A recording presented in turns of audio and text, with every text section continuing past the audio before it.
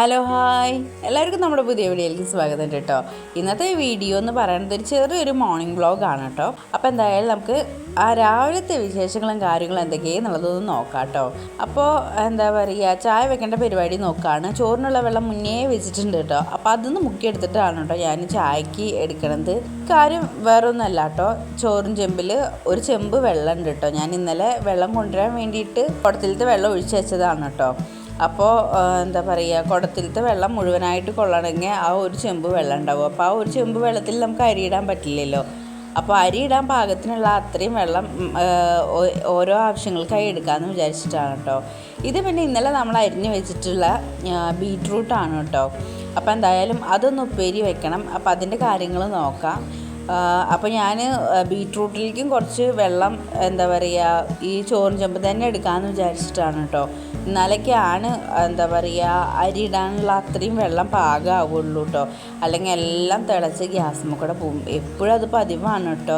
പ്രത്യേകിച്ച് ഭയങ്കര വേവുള്ള അരിയാണ് കേട്ടോ. അതിന് വെള്ളം വേണം, പക്ഷെ വെള്ളം അധികമായി വെക്കുകയാണെന്ന് വെച്ചാലോ എല്ലാം തിളച്ച് ഗ്യാസുമ്മ കൂടെ പോയിട്ട് നമുക്ക് ഒരു പണിയാവും കേട്ടോ. അത് എനിക്ക് സത്യം പറഞ്ഞിട്ടുണ്ടെങ്കിൽ എനിക്ക് അടുപ്പിൽ ചോറ് വയ്ക്കാനാണ് കേട്ടോ ഇഷ്ടം.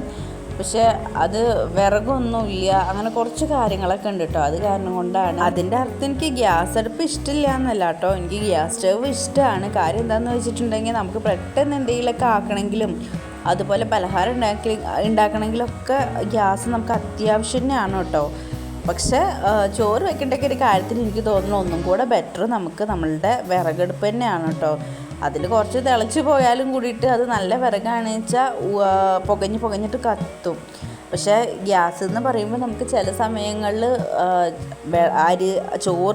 അരി തിളച്ച് പോകുമ്പോൾ ആ വെള്ളമായിട്ട് നമുക്ക് നമ്മുടെ ഗ്യാസ് സ്റ്റവ് ഓഫായി പോവും. അപ്പം നമുക്ക് അറിയില്ല അത് ഓഫായില്ലേ എന്നുള്ളതൊന്നും. അങ്ങനെ എനിക്ക് 2-3 വട്ടം പറ്റിയിട്ടുണ്ട് കേട്ടോ. പക്ഷേ എന്താ പറയുക, നമ്മൾ ഒരുപാട് ദൂരത്തേക്കൊന്നും ചോറൊന്നും അടുപ്പത്ത് വെച്ചിട്ട് പോവില്ല. ചോറ് വെച്ചിട്ട് ബാക്കി ഓരോ പണികളും ഇങ്ങനെ നോക്കുന്നത് കൊണ്ട് തന്നെ നമുക്ക് പെട്ടെന്ന് ഗ്യാസ് ഓഫായാലും അതിൻ്റെ മണം വരുമ്പോൾ വേഗം അറിയാൻ പറ്റും. അപ്പോൾ ഓഫ് ചെയ്തിട്ട് വീണ്ടും കത്തിക്കുക, അങ്ങനെ കുറച്ച് കാര്യങ്ങളൊക്കെ ഉണ്ട്. പിന്നെ ഈ തിളച്ച് പോകലാണ് കേട്ടോ മെയിനായിട്ട്.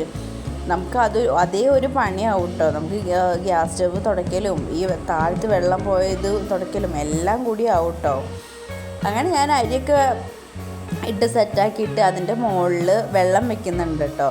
നമുക്ക് കുളിക്കാനെടുക്കാം, അല്ലെങ്കിൽ അത് എന്താ പറയുക ചോറിലെ വെള്ളം വറ്റുമ്പോൾ അതിൽ ഒഴിച്ചു കൊടുക്കുകയും ചെയ്യാം കേട്ടോ. അതിന് പാകത്തിന് ഞാൻ നല്ല വെള്ളം അകത്തുനിന്നാണ് കേട്ടോ എടുത്ത് വെച്ചിരിക്കണത്. സാധാരണ അതിലൊഴിക്കേണ്ട ആവശ്യമില്ല എന്നുണ്ടെങ്കിൽ ഞാൻ പുറത്തുനിന്ന് വെള്ളം കൊണ്ടുവന്ന് വെക്കാറുണ്ട് കേട്ടോ ചൂടാക്കാൻ വേണ്ടിയിട്ട്.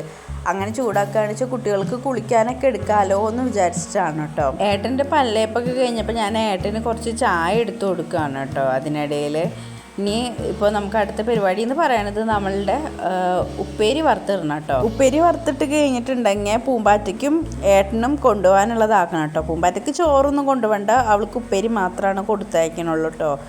ശരിക്കും അവർക്ക് ഉപ്പേരിയും കൊണ്ടുപോകേണ്ട ആവശ്യമില്ല. നമ്മുടെ സ്കൂളിലൊക്കെ ആകുമ്പോൾ ചോറും ഉപ്പേരിയും അതുപോലെ തന്നെ സാമ്പാറും എല്ലാം ഉണ്ടാവാറുണ്ട്. എന്നാലും കൂടെ ഇതുപോലെയൊക്കെ എന്തെങ്കിലുമൊക്കെ ഉണ്ടാക്കുമ്പോൾ ഞാൻ അവളോട് കൊണ്ടുപോയിക്കോ പറഞ്ഞ് കൊടുത്തു വിടും. അവളാണെച്ചാൽ ദിവസം പപ്പടം വേണമെന്നാണ് കേട്ടോ പറയാറ്. ദിവസം പപ്പടം കൊടുത്താൽ ശരിയാവില്ല എന്ന് വിചാരിച്ചിട്ടാണ് കേട്ടോ ഞാൻ ഇങ്ങനെ എന്തെങ്കിലും ഉപ്പേരിയൊക്കെ ഉണ്ടാക്കിയിട്ട് അതൊന്ന് കുറച്ച് കൊടുത്തേക്കണത്. പിന്നെ ഏട്ടനാണ് ചോറാക്കാനുള്ളത് നേരത്തെ പറഞ്ഞതുപോലെ തന്നെ. അത് കഴിഞ്ഞാൽ പിന്നെ അവളേനെ കുളിപ്പിക്കുക, അവളേനെ സ്കൂളിലേക്ക് വിടുക, അങ്ങനെ കുറച്ച് കാര്യങ്ങളാണ്. അതിനിടയിൽ എന്താ പറയുക ചായ കൊടുക്കലും അവളുടെ എല്ലാ കാര്യങ്ങളും അങ്ങനെ കഴിക്കണം. പിന്നെ നമ്മുടെ വീഡിയോസൊക്കെ ആരെങ്കിലും ആദ്യമായിട്ട് കാണുന്നുണ്ടെങ്കിൽ നമ്മുടെ ചാനലൊന്ന് സപ്പോർട്ട് ചെയ്യണം കേട്ടോ. അതുപോലെ തന്നെ വീഡിയോ ഇഷ്ടമാണെങ്കിൽ ഒരു ചെറിയൊരു ലൈക്കൊക്കെ തായോ. അതുപോലെ തന്നെ എന്താ പറയുക, നിങ്ങൾക്ക് എന്തെങ്കിലും അഭിപ്രായമൊക്കെ ഉണ്ടെങ്കിൽ പറയാം, സന്തോഷമേ ഉള്ളൂ. അങ്ങനെ ഞാനിപ്പോൾ ഇവർക്ക് 2 പേർക്കും കൊണ്ടുപോകാനുള്ളതൊക്കെ ആക്കുകയാണ് കേട്ടോ. ഒരാൾക്കുള്ള ഉപ്പേരി ആക്കി. ഇനിയിപ്പോൾ പൂമ്പാറ്റയ്ക്ക് മീൻകറി ഒന്നും കൊടുത്തേക്കണില്ല, ഞാൻ പറഞ്ഞല്ലോ. അവൾക്ക് ഓൾറെഡി സാമ്പാറുണ്ട്. പക്ഷെ അതുപോലെ തന്നെ പിന്നെ മീനൊന്നും നമുക്ക് സ്കൂളിലേക്കൊന്നും കൊടുത്തേക്കാൻ നല്ലതല്ലല്ലോ. അങ്ങനെ ഏട്ടനുള്ള ചോറും കറിയും ഉപ്പേരിയും ഒക്കെ ഞാൻ ആക്കുകയാണ് കേട്ടോ. അതിൻ്റെ ഇടയിൽ പൂമ്പാറ്റയ്ക്കുള്ളതും കൂടെ ആക്കി വയ്ക്കുന്നുണ്ട്. അതിനിടയിലാണ് ഏട്ടൻ പറയണത് ഏട്ടന് 2 പാത്രത്തിലൊന്നും വേണ്ടത്. ഞാൻ എന്താ പറയുക മീൻകറി ഒരു പാത്രത്തിലും ഉപ്പേരി ഒരു പാത്രത്തിലാക്കിയിട്ടാണ് ഉണ്ടാക്കിയത്. ഇത് പൂമ്പാറ്റയ്ക്കുള്ള ഉപ്പേരി ഏട്ടനുള്ള കറിയാണ് കേട്ടോ. ഇതാണ് കേട്ടോ ഏട്ടന് ആക്കി വെച്ച ഉപ്പേരി. ഏട്ടനാണെച്ചാൽ അത് വേണ്ടാന്ന് പറഞ്ഞേക്കാണ്. വേണ്ടാന്നല്ല, ചോറും പാത്രത്തിൽ ഇട്ടാൽ മതി എന്ന് പറഞ്ഞേക്കാണ് കേട്ടോ. അങ്ങനെ ഞാനത് ചോറും പാത്രത്തിലിട്ടു. അതുപോലെ തന്നെ ഒരു 4 മീൻ ചൂടാക്കിയിട്ടുണ്ടല്ലോ വറുത്തയിലത്തെ, അത് എന്നിട്ട് 2 ഏട്ടന് വെച്ച് കൊടുക്കുന്നുണ്ട്. ഇതൊക്കെയാണ് കേട്ടോ ഇന്നത്തെ രാവിലത്തെ വിശേഷം. വീഡിയോസ് ഒന്നും മുഴുവനായിട്ടൊന്നും എടുക്കാൻ പറ്റിയിട്ടില്ല. എന്തായാലും നമുക്ക് നാളെ നല്ലൊരു വീഡിയോയിൽ കാണാം. Thank you.